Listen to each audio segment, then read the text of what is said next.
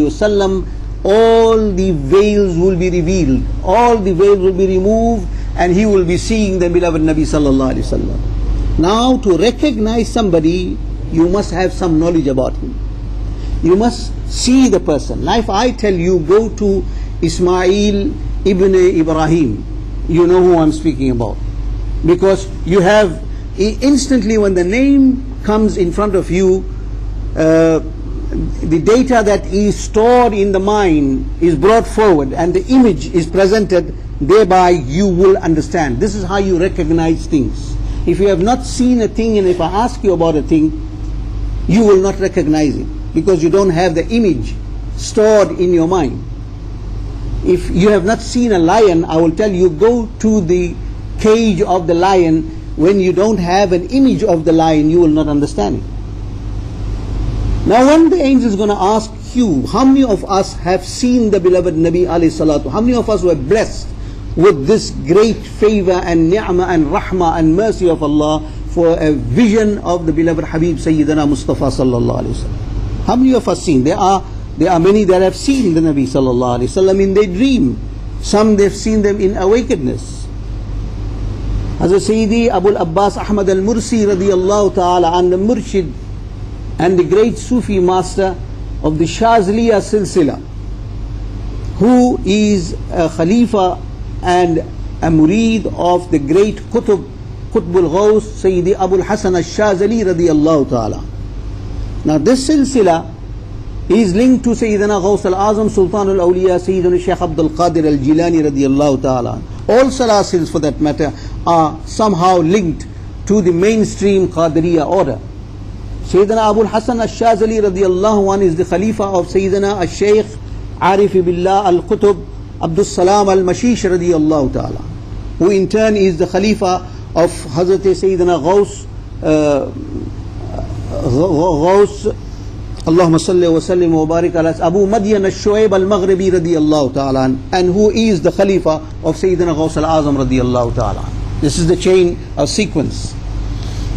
Sayyidina Abul Abbas Ahmad al-Mursi is also stated to be the Murshid of the great Imam and a great Arif and a great Wali of Allah, Hazrat Imam Muhammad Sharfuddin al-Busiri radiyallahu anh, who is the author of Qasida al-Burda, Mawlaya salli wa sallim da'iman abada. He is Murshid al-Kamil. He states, and this is narrated in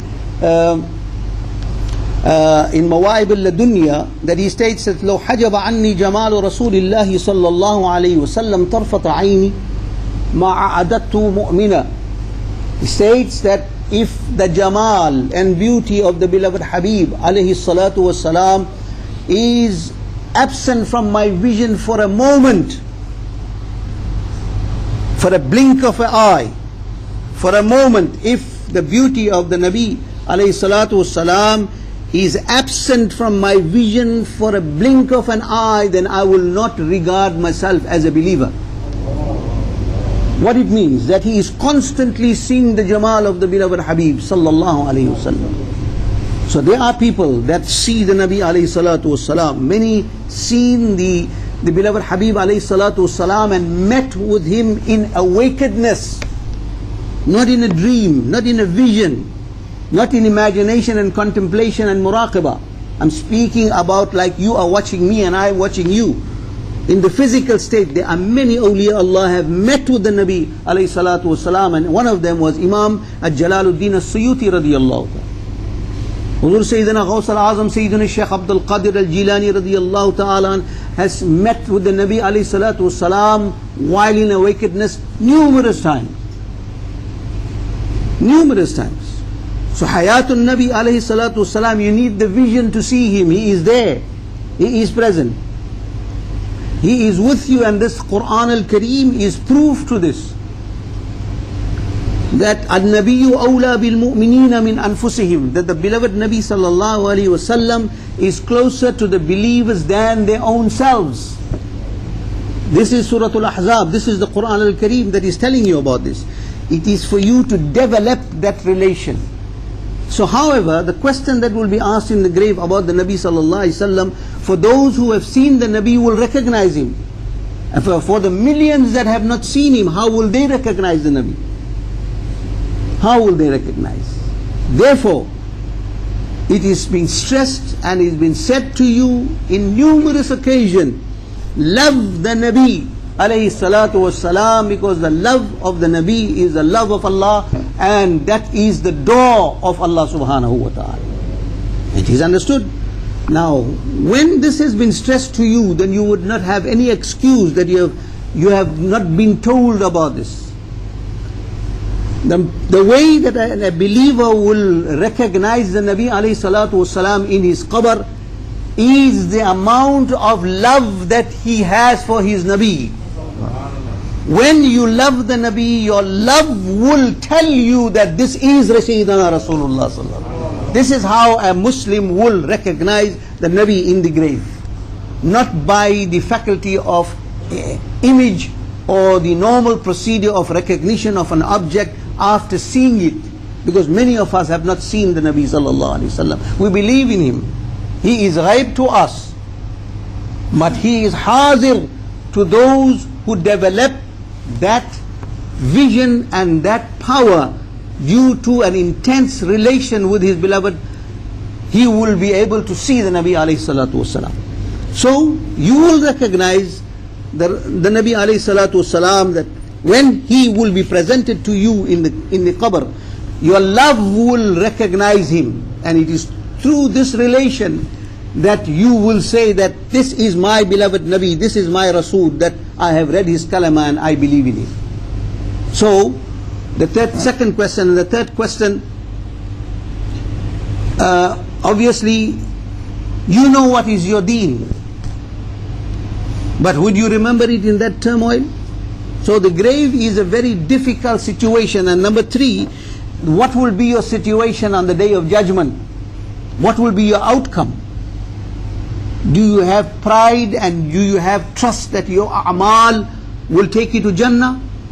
You can never ever say that, because your a'mal doesn't take you to Jannah, but the mercy of Allah takes you to Jannah. If somebody thinks that I am performing my salah, I will go to Jannah, then he is a trader. He is bargaining with Allah subhanahu wa ta'ala. Sayyida Rabi'a Basri radiyallahu ta'ala anha says that anyone who worships Allah for the greed of Jannah, he is a liar. And one who worships Allah for the fear of the fire of hell, then he is an insincere person. So they asked her, how should one worship Allah? He said, you worship Allah solely for the pleasure of Allah. For the pleasure of Allah. Anything done should be done for the pleasure. Don't bargain with Allah subhanahu wa ta'ala. Nor does Allah need you to fear the fire of hell and then worship Him, or for the greed of Jannah to worship Him. You worship Him solely for His pleasure, and it's up to His mercy to take you to Jannah. And if He doesn't ordain, otherwise you will be judged, and through His divine justice you will be sent to Jahannam. So whenever you worship Allah, do it for the love of Allah. Don't do it to bargain with Allah subhanahu wa ta'ala. I am worshipping you for the greed of Jannah, or I am worshipping you for the fear of the fire of hell. This is not how a Muslim should worship Allah subhanahu wa ta'ala. Everything should be done for the pleasure of Allah subhanahu wa ta'ala. He must be pleased. And if He's pleased, definitely you will activate His mercy, and through His mercy you will go to paradise or to Jannah. So however, the difficulty of the day of judgment is very severe. Time doesn't permit me to elaborate on that. That is the third difficulty that one experiences after his earthly life on this dunya. And the fourth is the Pul Sirat. The Pul Sirat is the bridge, the dividing bridge. How would you manage to cross this bridge? In some narration is stated it is thinner than the hair and sharper than a sword to go across. Some scholars have said it's a 50,000 year journey, and it's a dividing bridge, and if you slip on that bridge, this bridge is over Jahannam, over the fire of hell, and across that is paradise, is Jannah. So for you to go across that, how would you manage? Would you manage or you wouldn't manage? This is a worry. This is a difficulty. And fifthly, to find when you grow, if you do manage to go across, would you find the door of Jannah open or not? Sayyidina wa Mawlana Rasulullah sallallahu alayhi wa sallam says to his beloved daughter, Sayyida Tayyiba Tahira Fatima Zahra radiyallahu ta'ala anha, O Fatima, O my beloved daughter, do not be unmindful, do not be at ease even if your 1 foot is in Jannah and 1 foot outside. You are still not secure at that time until both feet are inside Jannah and you have entered totally. Such must be the concern. How much of us have that concern that we are going to go across Pul Sarat and find the door of Jannah open? Maybe it will not be open. So that is another worry. These 5 worries, these 5 difficulties and concerns. But Allah subhanahu wa ta'ala is merciful. So one who performs his 5 times salah, Allah will save him from these 5 difficulties, and he will have a good death. He will be safe in the grave. He will be also under the divine protection of Allah and His rahmah on the day of Qiyamah. He will cross over the bridge with ease by the mercy of Allah, and the mercy of Allah will give him, for him the door of Jannah will be sprung wide open for him to enter. So if you perform your 5 times salah, you will be saved from the 5 difficulties. So that's the reason why 5 times salah has been prescribed for this ummah, and you must understand this and bear it in mind, that if you are dependent on breathing to exist, a human breathes at least 24,000 times. As I mentioned to you earlier in the series of talks, I don't remember which subject that was, is that every single breath you take has got 3 mercies of Allah subhanahu wa ta'ala. Inhaling, the process of extracting the oxygen inside the lung, separating it from those gases which is injurious to the human body. The process of this refinement and this procedure in the lung, and that those gases that are injurious to the body, that have no value to the body, has to be exhaled. Inhaling, the process inside the lung, and exhaling, these are 3 mercies in a single breath, and you take 24,000 breaths in 24 hours. How much of mercies of Allah if you multiply 24,000 by 3? So many mercies in a 24-hour period. So you are utilizing the mercies of Allah subhanahu wa ta'ala. Therefore it is said you cannot count the mercies of Allah subhanahu wa ta'ala that is bestowed upon you, and these mercies come to you from the ultimate mercy of the universe, Sayyidina Muhammadur Rasulullah sallallahu alayhi wa sallam.